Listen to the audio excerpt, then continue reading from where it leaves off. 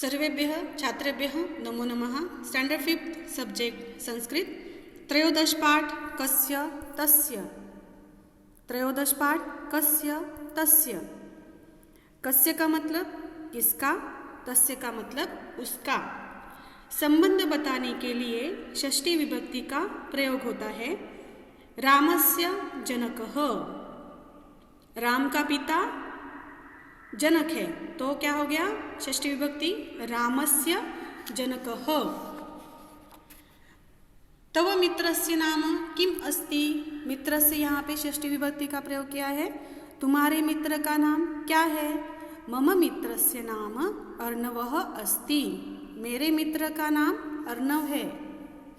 एषः तस्य गृहम् अस्ति, एषः का मतलब है यह, तस्य का मतलब उसका, गृहम् घर है, अस्ति का मतलब है। अत्र किम उत्सवः अस्ति, यहाँ अत्र का मतलब है यहाँ, किम का मतलब है क्या, उत्सव का मतलब है आयोजन, अस्ति का मतलब है यहाँ क्या आयोजन है। अद्य मम मित्रस्य जन्मदिवसः अस्ति, यहाँ पे मित्रस्य षष्ठी विभक्ति का प्रयोग किया है, संबंधवाचक है इसलिए। आज मेरे मित्र का जन्मदिन है। पितामह प्रसन्नः अस्ति, दादाजी प्रसन्न है। अहम जन्मदिवसस्य उपहारं यच्छामि, जन्मदिवसस्य षष्ठी विभक्ति का प्रयोग किया है, मैं जन्मदिन का उपहार देता हूँ। यच्छामि का मतलब है देता हूँ। तव गृहं कुत्र अस्ति, तव का मतलब है तुम्हारा, गृहम का मतलब है घर, कुत्र का मतलब है कहाँ, अस्ति का मतलब है तुम्हारा घर कहाँ है। मम गृहम उद्यानस्य समीपे अस्ति, यहाँ पे घर और उद्यान का संबंध बताया है इसलिए उद्यानस्य षष्ठी विभक्ति का प्रयोग किया है। मेरा घर उद्यान के पास है। उद्यानस्य शोभा जनाः पुष्पाणि च भवन्ति,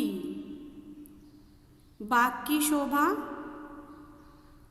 लोग और फूल होते हैं। उद्यानस्य यहाँ पे षष्ठी विभक्ति का प्रयोग किया है।